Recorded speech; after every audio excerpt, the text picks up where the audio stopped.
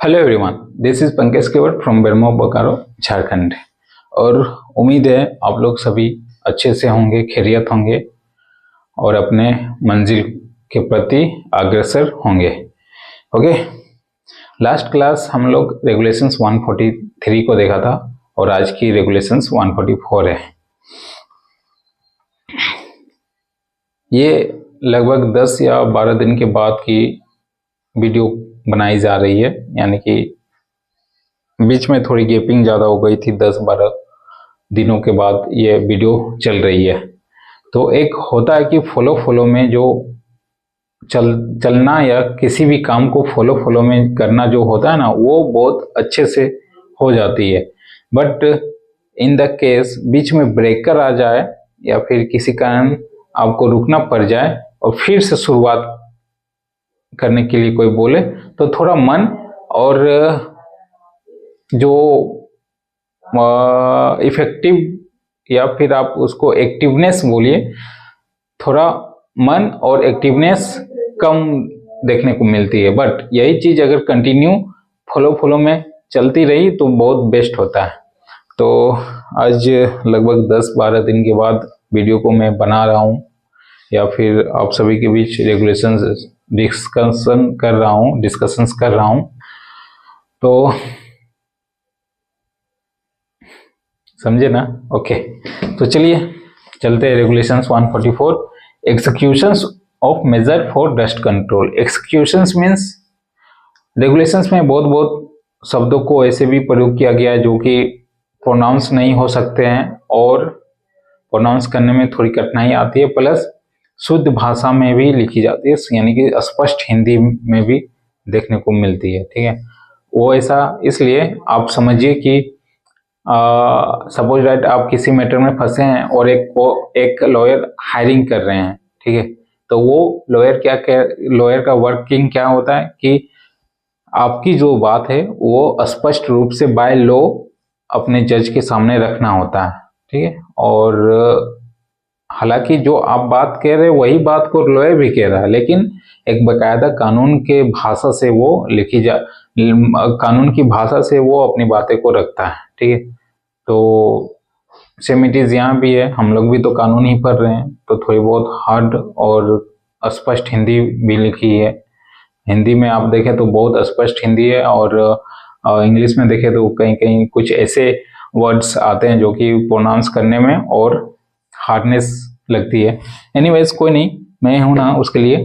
तो एक्सिक्यूशंस मीन्स अगर आप समझना चाहते हैं लोकल लैंग्वेज में तो आप समझ लीजिए ओबे यानी कि पालन करना। ओबे द ट्रैफिक रूल या ओबे आप बहुत नॉर्मल वर्ड है, ये आप सुने ही होंगे कहीं से, तो इसको मैं लिख देता हूं, पालन करना। तो क्या पालन करना रेगुलेशंस के अकॉर्डिंग?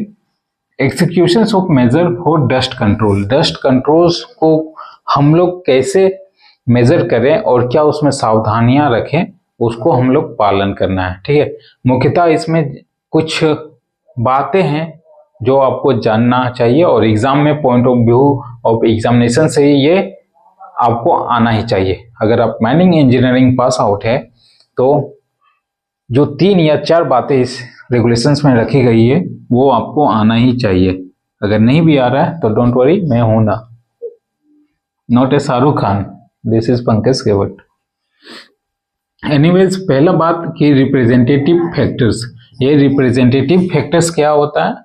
अगर बहुत बड़ी लार्ज एरिया में माइंस है, 5 किलोमीटर की रेडियस में है और उसको आपको एक प्लान में दिखाना है, एक चार्ट में दिखाना है, तो चार्ट कितनी बड़ी होगी? हार्डली इतनी बड़ी होगी और 5 किलोमीटर की रेडियस पे माइंस रनिंग है, तो पूरी की पूरी प्लान को आप एक चार्ट में दिखा रहे हैं, छोटी से चार्ट में, तो क्या इतनी 5 किलोमीटर की आप कैसे करेंगे? तो इसके लिए सपोज डैट क्या काम आता है? रिप्रेजेंटेटिव फैक्टर, यानी कि ये कहता है कि अगर आपका 5 किलोमीटर है तो आप इस स्केल में या फिर इस मेजरमेंट या ये जो प्लान है इसमें आप ऐसा करो कि 1 किलोमीटर को आप 1 मीटर समझ लो, ठीक है। 1 किलोमीटर को 1 मीटर समझ लो। अगर 2 किलोमीटर है तो फिर इसको 2 मीटर समझ लो। मीटर बहुत ज्यादा हो गया, सेंटीमीटर बोलो, सेंटीमीटर, ताकि मेजरमेंट में आ जाए, स्केल में आ जाए, ठीक है। 1 kilometre equal to 1 centimetre, 2 kilometre equal to 2 centimetre. It means to say that अगर यहां से यहां आपकी 5 किलोमीटर है, फील्ड मेजरमेंट है ये 5 किलोमीटर, तो हम मैप में इसको कितना में दिखाएंगे?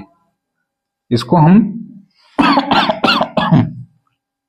1 किलोमीटर के लिए 1 सेंटीमीटर, फिर 2 किलोमीटर के लिए 2 सेंटीमीटर, 3, 4, 5 आ गया ना, 5, तो 1 centimetre, 2 centimetre, 3 centimetre, 4 centimetre, 5 centimetre, तो 5 सेंटीमीटर इक्वल टू 5 किलोमीटर। आपको 1 सेंटीमीटर इक्वल टू 5 किलोमीटर। ये रिप्रेजेंटेटिव फैक्टर्स होता है। ये प्लान एज ए आप समझ लीजिए कोड वर्ड होता है। तो रिप्रेजेंटेटिव फैक्टर्स पहला जो नंबर्स होता है, ठीक है। जस्ट 1 मिनट, पानी पीना।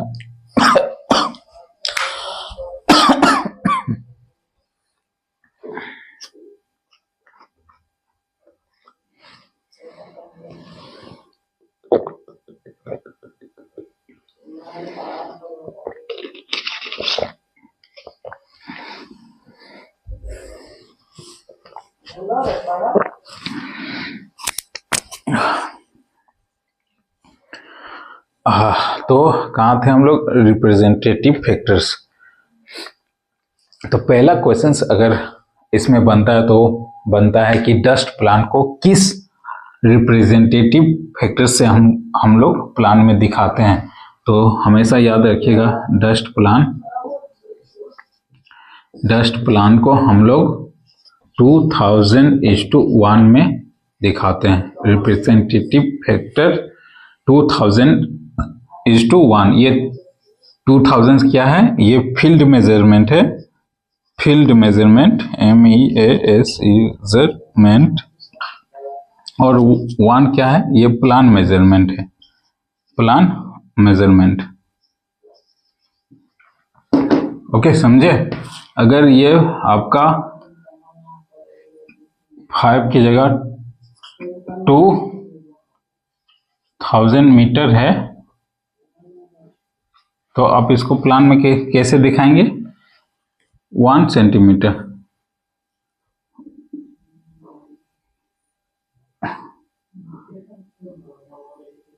1 centimetre equal to 2000 metre. Okay, इस तरह का प्लान में आपको दिखाना है, ताकि पूरी की पूरी रेडियस प्लान में आ सके, माइंस की पूरी रेडियस प्लान में आ सके। ओके, पहला पॉइंट ये रहा कि डस्ट प्लान की रिप्रेजेंटेटिव फैक्टर्स क्या होती है। तो 2000:1 ऑब्जेक्टिव आपका 1 नंबर बन गया। तब तक मैं इंक डाल लेता हूं थोड़ा सा।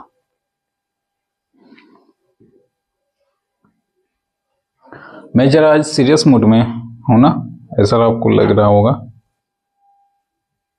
या फिर आपको मतलब बाकी क्लास में थोड़ी बहुत ज़्यादा एडवांस बातें या कुछ टिप्स भी रखता था, आज डायरेक्टली टॉपिक पे आ रहा हूँ या टॉपिक पे आ गया हूँ। ऐसा क्यों? और थोड़ी बहुत ये वीडियो जल्दबाजी में भी बन रही है, और ऐसा इसलिए क्योंकि हमारे पास अब समय का अभाव होता है, यानी कि समय अब हमारे पास उतनी नहीं है, इसलिए थोड़ी बहुत जल्दी। ओके, अब रहा दूसरी पॉइंट क्या होता है? दूसरी पॉइंट अगर आप इस रेगुलेशंस में देखना चाहें तो दूसरी पॉइंट आपकी हो गई volatile matter. Okay, volatile matter आप समझ रहे हो, चैप्टर 9 या फिर क्लास 9 में अगर आप पढ़ रहे होंगे तो चैप्टर 8 या चैप्टर 9 में एक कंबशंस है।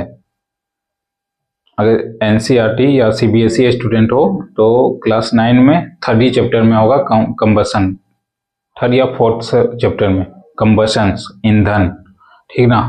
तो उसमें आप सुने होंगे volatile matter. Anyways 3rd year pass out हो चुके हैं, आपको पता है वोलेटाइल मैटर्स क्या है। अगर नहीं भी पता है तो मैं एक sentence as a local language में बता दे रहा हूं कि वोलेटाइल मैटर्स, अगर ज्वलनशील मटेरियल्स आप समझिए,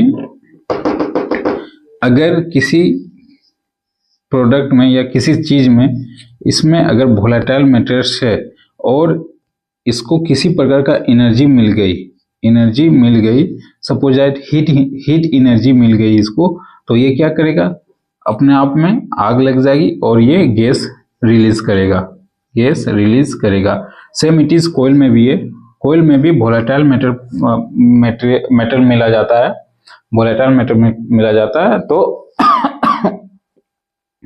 आपको ऐसी सावधानियां रखनी है कि अगर थोड़ी बहुत भी हीट एनर्जी मिल जाए तो जो गैसेस है वो बाहर बन के ना निकले।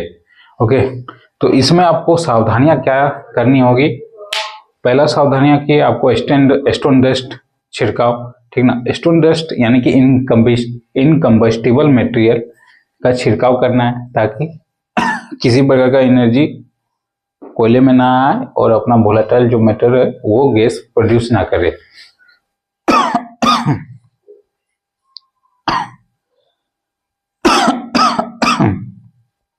कंबस्टिबल मटेरियल रेगुलेशंस में इनकम्बस्टिबल मटेरियल लिखा गया है। कंबस्टिबल मटेरियल मतलब जलनशील पदार्थ और इनकम्बस्टिबल मतलब अज्वलनशील। इनकम्बस्टिबल मटेरियल, मैटर या मटेरियल, ओके। तो इसको हम लोग क्या माइनिंग के लैंग्वेज में स्टोन डस्ट, ओके, ये समझिए स्टोन डस्ट। तो अगर किसी भी प्लेस में वोलेटाइल मटेरियल कोयले के केस में 30% से अधिक है, मोर देन 30% है, तो आपको कितना इनकम्बस्टिबल मटेरियल का छिड़काव करना है, कितना करना है, 80% आपको एटलीस्ट करना ही करना है, ठीक है। और अगर 30% से लेस है, अगर लेस देन 30% है तो आपको 75% तक स्टोन डस्ट का छिड़काव करना ही करना है। ये दूसरी रेगुलेशंस की इंपॉर्टेंट पॉइंट, ओके। इसके बाद एक और इंपॉर्टेंट पॉइंट है इसमें कि जो भी आप स्टोन डस्ट यूज कर रहे हैं, ये स्टोन डस्ट जो भी आप यूज कर रहे हैं इसमें 5% से अधिक सिलिका नहीं होना चाहिए, not more than 5%, not more than 5% of silica, okay, not more than 5% of silica present. 5% से अधिक सिलिका नहीं होना चाहिए, किसमें, इनकम्बस्टिबल मटेरियल्स में, जिसको हम लोग स्टोन डस्ट बोलते हैं, ओके। इसके बाद स्टोन डस्ट, ये जो स्टोन डस्ट होता है इसको प्रत्येक 3 महीना में आपको यूज कर लेना है या फिर जांच कर लेना है। अगर आपने मैन्युफैक्चरिंग रखी है नवंबर की, तो आपको दिसंबर, जनवरी, फरवरी यानी कि फरवरी तक ही आप उसको यूज कर पाएंगे। उसके बाद सोच रहे हैं कि बचा के आप चौथे मंथ में यूज कर ले, तो ऐसा नहीं, फिर आपको उसको लैब में जाके टेस्टिंग करना होगा। अगर सब चीज ओके रहा तभी यूज करेंगे, ओके। तो आप ऐसे समझ लीजिए कि स्टोन डस्ट जो स्टोरेज में रखी जाती है वो हमें प्रत्येक 3 महीने में आपको चेक करवाना है, ओके। इसके बाद एक पॉइंट ये भी आता है कि स्टोन डस्ट कब, कितना और कितनी क्वांटिटीज में छिड़काव किया जाए, ठीक है। तो ये 24 घंटे में भी आप छिड़काव कर सकते हैं, 7 दिन में भी छिड़काव कर सकते हैं, 14 डेज में भी, 30 डेज में भी, जैसा कि मैनेजर आपको निर्धारित करे। और मैनेजर किस बेसिस पे निर्धारित करे, वहां का कंडीशंस को देखते हुए मैनेजर निर्धारित करते हैं कि भाई कितने दिनों में यहाँ स्टोन रेस्ट होनी चाहिए। ओके, ये 3-4 पॉइंट जो रेगुलेशंस में रखी गई है वो हो चुकी है। और अगर इसमें कुछ पॉइंट है तो रेगुलेशंस को करेंगे तो फिर देख मिल ही जाएगा, लेकिन ये सब 3-4 पॉइंट आपको रिमेम्बर करना है।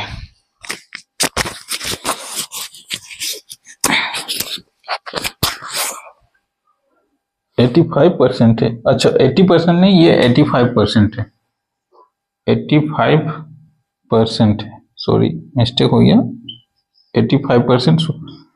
ये मोर देन 30% से ज़्यादा वोलेटाइल मटेरियल है तो 85% स्टोन रेस्ट करना होगा, लेस देन 75%। ओके, और कुछ इस तरह का मुख्यतः और कुछ बातें, एक 5000 टन्स है बात रखी गई है। तो चलिए अब रेगुलेशंस को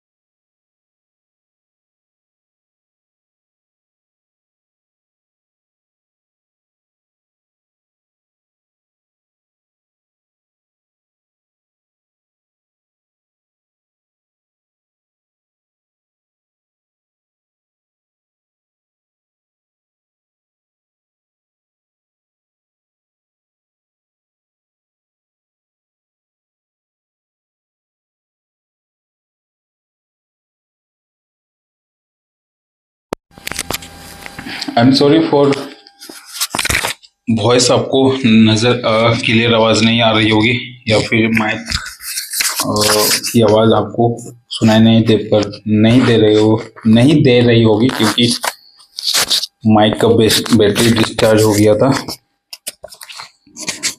अब आपको सही आवाज मिल पा रही होगी। ओके चलिए, तो पता नहीं, मुझे भी पता नहीं कहाँ ये लास्ट टाइम कब तक या कौन सा पॉइंट पे चला था, अफसोस। एनीवेज कंटिन्यू करते हैं। तो दूसरी पॉइंट रखी गई है यहाँ पे,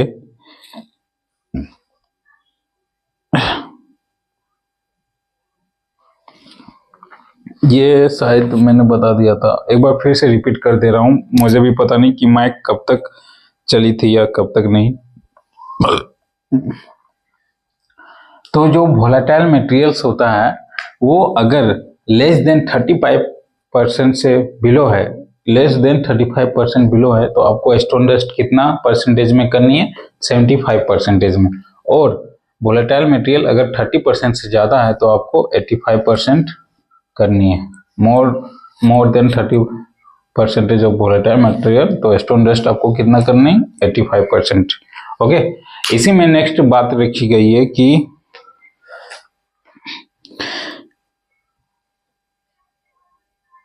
with water in a such matter and such interval will ensure that the dust on a floor, roof and side and any support or structures always combined not less than 30% by weight of water, intimate mixtures or in such a major regional spectrum may be proved by an order in the written।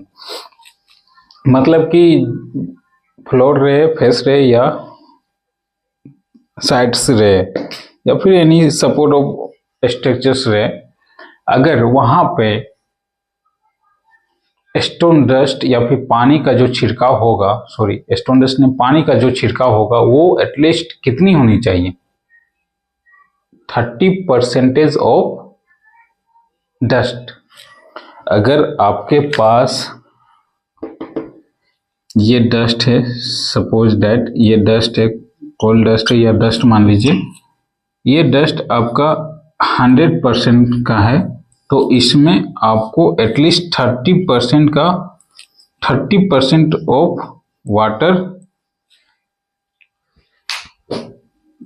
छिड़काव करना है। पानी का छिड़काव at least 30% तक करना है।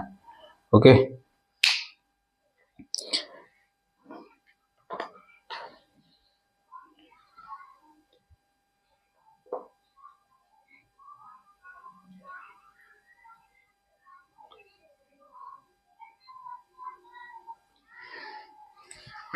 जो डस्ट का वेट होता है, यही बात इसमें लिखी गई है कि अगर किसी भी क्षेत्र में अंडरग्राउंड के केस में जो यहाँ बातें लिखी गई है, क्या क्या कंडीशंस रखी गई है, floor, roof and side and और एनी सपोर्ट और स्ट्रक्चर्स, ठीक है, वहाँ जो डस्ट का जो वेट है उस वेट का 30% तक पानी अगर छिड़काव करना है।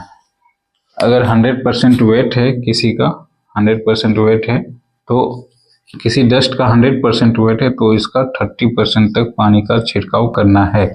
Okay, now next point is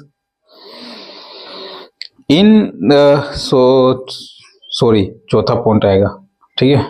the इनकम्बस्टिबल dust used for the purpose of सब रेगुलेशंस शॉल बी, जो इनकम्बस्टिबल डस्ट होता है, यानी कि जो स्टोन डस्ट होता है, वो हम लोग कैसे यूज करेंगे या फिर क्या पर्पस है, किस तरह का यूज होगा, वो 3 पॉइंट लिखी गई है, उसके बारे में हम लोग देखेंगे। ओके, तो पहला पॉइंट क्या था? Such that it does not contain more than 5% of silica. मैंने पहले ही स्टार्टिंग में बताया था, not contain more than 5% of silica. Stone dust में 5% से ज्यादा सिलिका नहीं पाया जाना चाहिए। दूसरी पॉइंट है of such fineness and characters that it is rarely dispersible into the air and that when used in place which are not directly wetted by the water from strata. It does not cake but is dispersed into the air when blow upon with the mouth by the suitable appliance.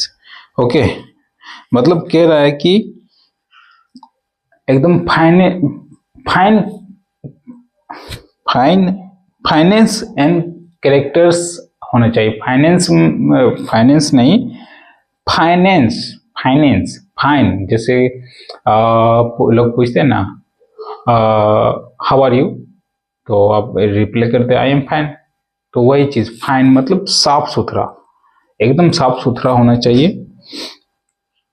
Okay, पानी ऐसे जगह आप छिड़काव नहीं करेंगे जहां से पानी टपकता हो फ्लोर से, ठीक है, ये भी बात रखी गई है। मतलब उस जगह में आप डायरेक्टली छिड़काव नहीं कर सकते। ओके, उस जगह में आपको blown upon with mouth bye suitable appliances, pressure से ही आपको उस जगह पे छिड़काव करना होगा। नहीं तो अगर आप ऐसे छिड़काव कर दिए, ऊपर से पानी टपक रहा है, तो पानी टपकते टपकते वो पानी के साथ जो भी डस्ट है नीचे बैठा देगा, यानी कि जो भी स्टोन डस्ट है वो सारे नीचे बैठ जाएंगे। फायदा क्या हुआ? आपको तो छिड़काव करना है, चारों तरफ जाने चाहिए ना। ओके, तो ये दूसरी पॉइंट हुई।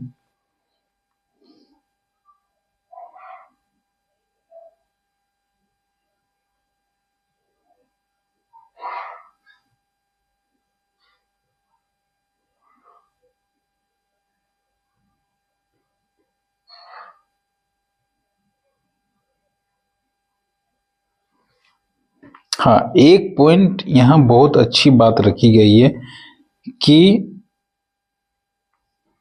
जहां पानी टपक रहा हो या फिर पानी का स्रोत ज्यादा है, तो आप वैसे छिड़काव कैसे, उस कंडीशन में आपका स्टोन डस्ट इतना फाइन होना चाहिए कि अगर आप हाथ में रखे और फूंक मारे तो चारों तरफ स्कैटर्ड हो जाना चाहिए, मतलब छितरा जाना चाहिए।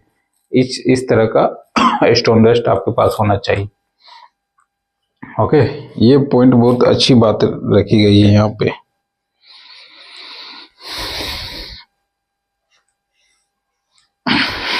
यानी कि आप इसको समझ में लीजिए कि प्रॉपर्टीज बताई जा रही है कि स्टोन डस्ट कैसा होना चाहिए। 5% सिलिकॉन से ज्यादा नहीं होनी चाहिए। दूसरी, इतना नीट एंड क्लीन होनी चाहिए कि, और इतना लाइट होनी चाहिए कि अगर आप नमी वाले क्षेत्र में, यानी कि जहां पानी टपक रहा है, वहां हाथ में रखें और फूंक मारे तो वो चारों तरफ फैल जाना चाहिए। उसके बाद तीसरी पॉइंट कहता है as a far practicable light in colour. बताया ना, लाइट इन कलर हल्की होनी चाहिए।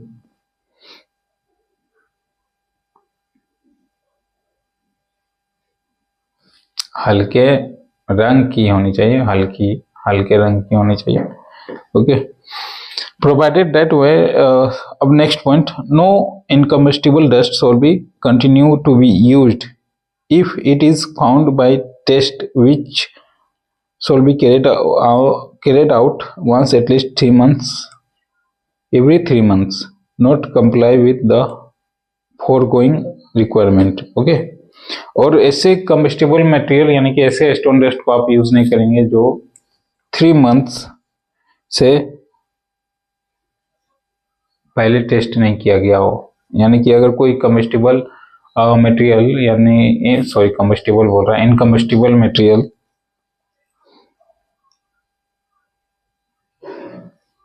प्रत्येक 3 महीने में जांच हो जानी चाहिए। अगर आज के डेट में हमने इनकम्बस्टिबल मटेरियल लाया, यानी कि स्टोन डस्ट मार्केट से उठा के लाया या कहीं से भी, ठीक ना, आज के डेट, तो आपको जांच कर लेना है। वो कब प्रत्येक 3 महीना में जांच कर लेना। अगर स्टोरेज में रखी गई है तो जांच करके ही आपको छिड़काव करना है। मैंने स्टार्टिंग में ही बताया था। Okay, next point is where any place or part of the mine is to be treated with incombustible dust ऐसा ऐसा जगह या फिर any part of the mine जहाँ इनकम्बस्टिबल डस्ट को हम लोग ट्रीटेड कर रहे हैं, ट्रीटेड मतलब सावधानियां या छिड़काव कर रहे हैं, वैसे केस में क्या क्या पॉइंट रखी गई है वो हम लोग देखते हैं। तो पहला point, before treating with incombustible dust all coal dust shall be clear as far practicable from the roof side floor, props, cocks, bars, brackets, cloth or any other object or structures or place on which coal dust may be deposited. All the dust shall be collected, shall be removed to the surface within a period 24 hours. Okay, stone dust छिड़काव करने से पहले जो भी यहाँ places बताई गई है वहाँ पहले आपको साफ कर लेनी है, ठीक है। 24 घंटे के पहले साफ कर लेनी है। अगर अभी आप अगर स्टोन डस्ट 10 बजे है करनी है तो 10 बजे से पहले यानी कि 24 घंटे पहले आपको वहाँ नीट एंड क्लीन कर देना, तभी आप स्टोन डस्ट को छिड़काव करेंगे, ठीक है। और कहाँ कहाँ साफ कर लेना है ये बातें रखी गई है। रूफ साफ करना है, साइड साफ करना है, फ्लोर, प्रोप, कोक, बार, ब्रैकेट्स, क्लॉथ वो भी साफ करना है, और एनी अदर ऑब्जेक्ट, स्ट्रक्चर्स और प्लेस विच कोल डस्ट में भी डिपॉजिट, अगर कहीं भी कोल डस्ट डिपॉजिट हो गया है तो वहां भी आपको साफ कर लेना है। साफ कैसे करेंगे आप बताइए। अगर डिपॉजिट यहाँ ये आपका पिलर है और एक पिलर इधर भी है और यहाँ कोल डस्ट डिपॉजिट है, तो साफ कैसे करेंगे। तो भाई नॉर्मली 2 स्टाफ या 2 मेंबर्स को बुलाएंगे, वर्कर को बेलचा से उठा के लेंगे, बेलचा जिसे हम लोग कुदाली भी बोलते हैं, बेलचा से उठा के इसको बाहर भिजवा देंगे। कितना किलो होगा? 1 kg होगा। भाई जब तुम शिफ्ट एंडिंग कर रहे हो तो उसी समय में हाफ kg 2 मेंबर से भिजवा देंगे, साफ हो गया। और दूसरी, अगर पूरे क्षेत्र में यहाँ पे आपका स्टोन डस्ट भरा पड़ा है तो आप वाटर ट्रीटमेंट करो, पाइपलाइन के थ्रू से पानी का छिड़काव करो, साफ हो गया ना, सिंपल। देन आफ्टर आप स्टोन डस्ट का छिड़काव करिए। Okay, next point, इनकम्बस्टिबल dust shall be separated incombustible dust shall be sprayed on the object structures as a place for adequate quantity, and such interval may be necessary to ensure compliance with the provisions of these regulations. भाई adequate quantities में चाहिए, ऐसा नहीं कि भाई यहाँ अगर 10 kilo लगना है तो 10 किलो ही देना है, ऐसा नहीं कि भाई 9.5 किलो में हो जाएगा, समझे। और कब कब छिड़काव करना है वो तो एनालिसिस, जब यहाँ का यहाँ का वातावरण को लेके, एयर सैंपल को लेके हम लोग लैब में टेस्ट करते हैं, उसके अकॉर्डिंग एनालिसिस होता है। तो जिस तरह का एनालिसिस की जाएगी उसी डेट में या फिर उसी इंटरवल ऑफ टाइम्स में आपको छिड़काव करना है, कटौती नहीं। The cleaning of coal dust and spreading of incombustible dust shall be carried out on the direction of flow of air. अच्छा, अगर आप स्टोन डस्ट को साफ कर रहे हैं या फिर छिड़काव कर रहे हैं तो आपको फ्लो ऑफ एयर, ये माउथ है और यहां से हवा जा रही है इधर, डाउन कास्ट टू अपकास्ट तरफ जा रही है, और इधर आपका पिलर है, ठीक ना। तो आप साफ भी इसी तरह से करेंगे, जिधर हवा जा रही है बाहर निकल रही है तो साफ भी आपको इधर से ही करना है। यानी कि यहाँ अगर गंदा है तो यहाँ आराम से इस तरह से साफ करें कि ये हवा के साथ साथ बाहर भी निकल जाए। ओके, इसका पॉइंट कहने का मतलब यही होता है या बनता है। फ्लो ऑफ एयर के डायरेक्शंस में ही आप क्लीन करेंगे किसको, कोल डस्ट को और स्प्रेडिंग ऑफ इनकम्बस्टिबल डस्ट। मतलब कोल डस्ट को जब भी साफ करेंगे तो हवा जिधर बाहर निकल रही है उसी डायरेक्शन में ही कोल डस्ट साफ होना चाहिए। और स्टोन डस्ट का अगर छिड़काव भी कर रहे हैं तो हवा जिधर फ्लो कर रही है उसी डायरेक्शन में आपको छिड़काव करना है। Next point is A sufficient supply of incombustible dust shall be kept readily available at the suitable place in a mine, and any deficiency and the supply of dust under the ground shall be immediately brought notice to the manager. अच्छा, इन sufficient quantities में भी आपको stone dust को as a storage में रखना है ताकि कभी भी जरूरत पड़े तो आप छिड़काव कर सकें।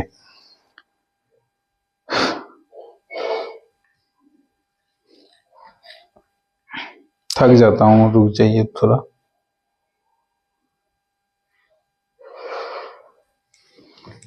नेक्स्ट पॉइंट है इनकम्बस्टिबल dust stock at a different place and keeped और pens or on dust barriers in the mine shall be changed whenever it is not longer readily disappear. Whatever it becomes coated with coal dust, such dust shall be removed. कहता है कि stone dust stock में अगर पड़ा है दूसरे जगह में, डिफरेंट प्लेसेस में और जगह दूसरे जगह में जहाँ पे dust barrier in the mine shall be changed whenever it is not longer readily disappear. Just 1 minute, मैं जरा पानी पी लेता हूँ।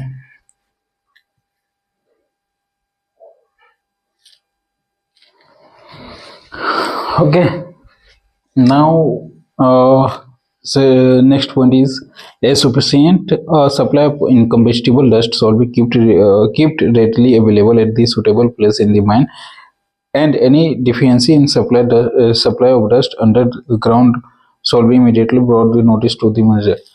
Sufficient supply आपको करनी है कहाँ पे?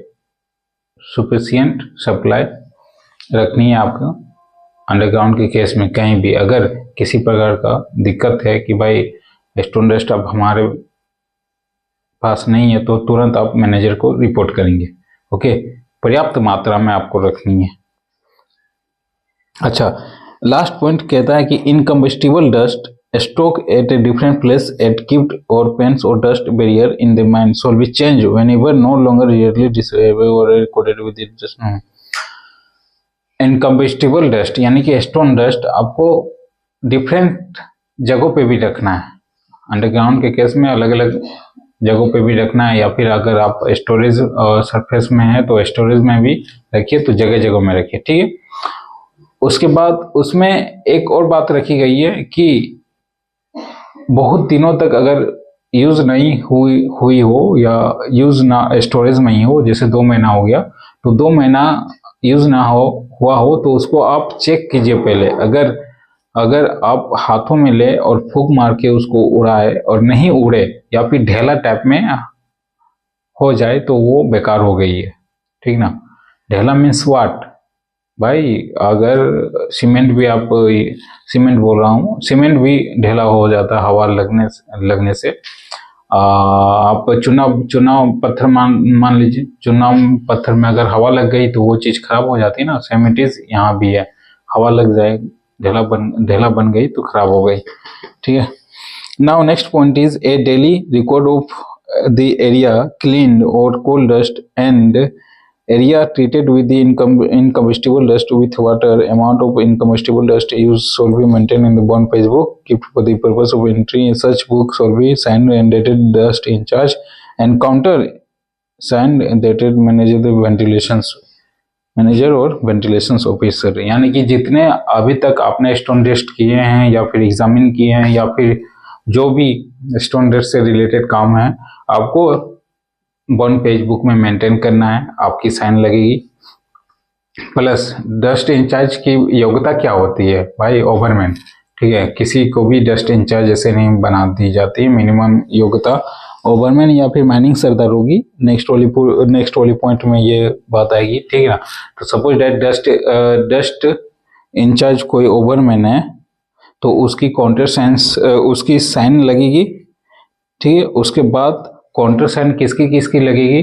उस एग्जामिन या वो जो रिपोर्ट बनाएंगे उस रिपोर्ट में या बॉन्ड पे जो भी मेंटेन की जा रही है डस्ट इंचार्ज की साइन, उसके बाद काउंटर साइन होनी चाहिए मैनेजर की या फिर वेंटिलेशन ऑफिसर की। Okay, next point, the dust control measure shall be carried out under the supervision of the competent person holding manager or government certificate or a degree or diploma in mining engineering for university institutes provide the central government who may be designed the dust in charge। देखा मैंने बताया था ना, dust in charge वही उसी को योग्यता दी जाएगी जो गवर्नमेंट सर्टिफिकेट वाले हैं, ठीक है, और डिप्लोमा इन माइनिंग इंजीनियरिंग से पास आउट है, उसी को आप डस्ट इंचार्ज का रिस्पॉन्सिबिलिटी और ड्यूटीज दे सकते हैं। डिप्लोमा और डिग्री दोनों है, ठीक है। माइनिंग सरदार नहीं, यानी कि यहाँ साफ साफ बात आ जाती है कि मिनिमम जो क्वालिफिकेशंस होगी डस्ट इंचार्ज की, मिनिमम जो क्वालिफिकेशंस होगी डस्ट इंचार्ज की वो डिग्री होना चाहिए, डिप्लोमा होना चाहिए या फिर ओवरमैन होना चाहिए। Okay, now second last point is second last point is no duties with respect or sampling of dust under regulations 145 shall be entrusted to the dust in charge, nor any duties shall be entrusted to such persons except with the provisional permissions in the regional inspector, provided that in case of the mine having average monthly output of the less than 5000 ton, dust in charge referred to the regulations can act as sample in charge referred in the regulations 145। अच्छा, ये कह रहा है कि regional एक्सपेक्टर ही निर्धारित करेंगे कि dust in charge किसको बनाया जाएगा, और ये जो बनाने का प्रोसीड्यूर है ये आपकी प्रोडक्शंस पे डिपेंड करता है। अगर किसी माइंस की प्रोडक्शन लेस देन 5000 से कम है, 5000 टन से कम है, तो डस्ट इंचार्ज को सैंपल इंचार्ज के रूप में योग्यता दे दी जाएगी, और वो डस्ट इंचार्ज यानी कि सैंपल इंचार्ज बराबर आपको दोनों की ड्यूटी करनी है। 5% टन से अगर लेस की प्रोडक्शन से पर मंथ आपकी, तो okay. Now last point is the dust incharge shall also ensure that, जो डस्ट इंचार्ज हैं वो ये भी इंश्योर करेंगे क्या क्या कि every part of the mine which under this regulations require treatment with water thoroughly drenched or sprayed with water immediately before the firing shots, and also interval during the working hours as strictly comply with the provision clause B। Dust incharge ये भी ensure करेंगे कि अगर कहीं भी blasting हुई, firing हुई, तो आपको इमीडिएटली वहां पे पानी का छिड़काव करना है ताकि डस्ट ज़्यादा ना हो और विजिबिलिटी दिखे। ब्लास्ट हुई तो चारों तरफ धुंधला हो गया, ठीक है, और हो सकता है कोल्ड डस्ट भी हुआ, तो जैसे ही आप ब्लास्टिंग के बाद अगर देखना चाहें तो वैसे तो रेगुलेशन कहता है कि 5 मिनट के बाद ही आप इंटर करेंगे, लेकिन 5 मिनट के बावजूद भी आपको कुछ दिखाई नहीं देगा, तो उस केस में आपको पानी का छिड़काव करना है। किसकी रिस्पॉन्सिबिलिटी है? डस्ट इंचार्ज की, ओके, और वही इंश्योर करेंगे।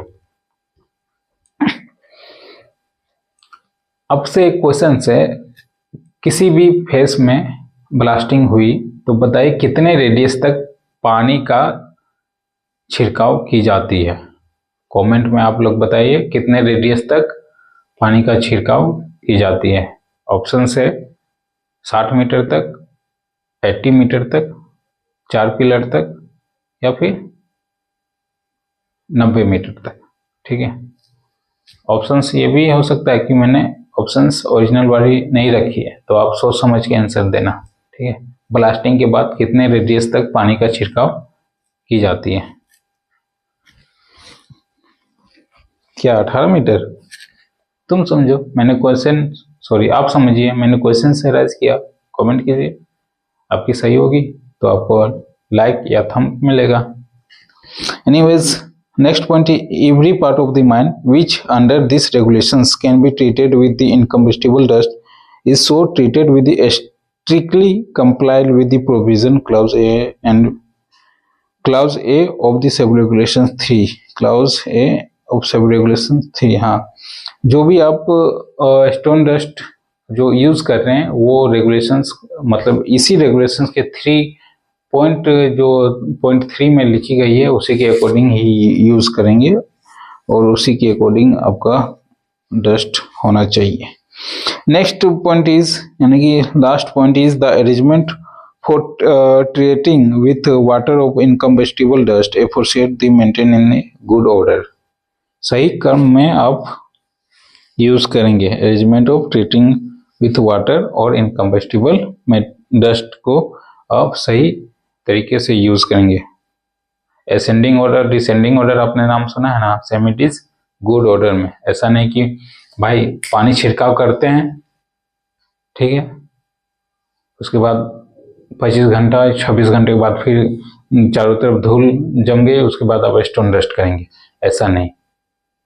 गुड ऑर्डर क्या है, पहले रेगुलेशंस में हमने क्या देखा था कि कहीं भी अगर छिड़काव करनी है तो 24 घंटा से पहले आपको 24 घंटा तक आपको वहाँ सारा साफ सुथरा कर लेना। कैसे करेंगे, स्टोन डस्ट कहीं की ढेर है तो सॉरी कोल डस्ट अगर कहीं ढेर है तो उसको साफ कीजिए, मैंने बताया था ना, बेलचा से साफ करवाइए या फिर आप पानी छिड़काव कीजिए 24 घंटा। ओके, तो ये एज ए प्रॉपर तरीके से होता है। ओके, तो आज की रेगुलेशंस 144 कंप्लीट हुई। मैं एक बार फिर से देख लेता हूं कि अगर कुछ इंपॉर्टेंस पॉइंट छूट गई है या और भी कुछ बताने लायक है तो बात रखी जाइए।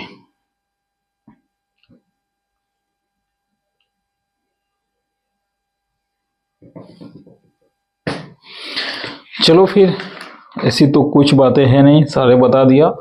पहला ऑब्जेक्टिव बन सकता है representative factors of coal dust plan का क्या होगा, 2000:1। उसके बाद वोलेटाइल मटेरियल 75% वाला चाहिए। इसके बाद 5% से सिलिका ज़्यादा होनी नहीं चाहिए स्टोन डस्ट में। प्रत्येक स्टोन डस्ट को 3 महीने के अंतराल में आपको चेक करना है। इसके बाद 24 घंटा के अंदर आपको साफ भी कर लेना है कहीं भी आप स्टोन डस्ट कर रहे हैं तो। और मिनिमम योग्यता ओवरमैन, और अगर 5000 से कम प्रोडक्शन से तो डस्ट इंचार्ज, सैंपलिंग इंचार्ज का रोल भी निभाएंगे। ऑलमोस्ट इतनी 4-5 पॉइंट है। तो ये सब उम्मीद है कि आप लोग अच्छे से याद रखेंगे और जब भी वैकेंसी आए या क्वेश्चन एनालाइज की जाए तो सही आंसर करके आएंगे। ओके,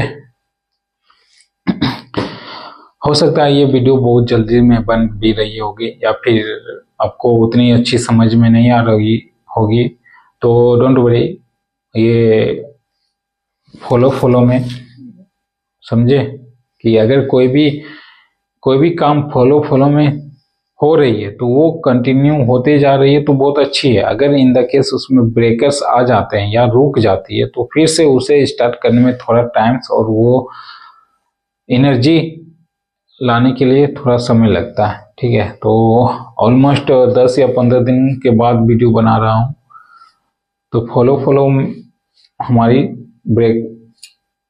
ब्रेकिंग लग गई तो 10-15 दिन के बाद वीडियो बना रहा हूँ, तो हो सकता है थोड़ी अनचेंजिंग देखने को मिली होगी या फिर ऐसा भी हो सकता है कि उतनी अच्छे से या स्पष्ट रूप से मैं बातें को नहीं रख पाया, क्योंकि मैं तो थोड़ी जल्दी में भी हूँ और 2 दिन के बाद भी आज मैं बुक को देख रहा हूँ, ठीक है। तो डोंट वरी, नेक्स्ट वीडियो में और भी अच्छे से बात रखेंगे और भी अच्छे से बारीकी से आपको समझाने की या बताने की कोशिश करेंगे। ओके हाँ, वो कहावत कहते हैं ना, डोंट जज the book by its cover. तो किताब को आप उसके कवर से जज नहीं कर सकते जब तक आप उस किताब में क्या लिखी है, क्या चैप्टर्स है, जब तक आप उसको कंप्लीट करके पढ़ ना लें तब तक आप उसको जजमेंट नहीं कर सकते हैं। सेम इट इज हमारे केस में भी है। आप अगर स्टार्टिंग की वीडियोस देखे होंगे तो बहुत ही भद्दा तरीके से बना होगा। उसमें हेजिटेशंस भी था, डर भी था और बहुत सारे मैटर भी थे, ठीक ना, जिसके वजह से स्टार्टिंग में वीडियो को हो सकता है उतनी अच्छे से नहीं बना पा रहा हूँगा या नहीं बन पा रही होगी। बट अब क्या हो गया, अब हेजिटेशंस भी खत्म हो गया, डर भी खत्म हो गया और प्रैक्टिस हो गई है तो आदत सी बन गई है, तो हम ऐसी कोई बात नहीं है।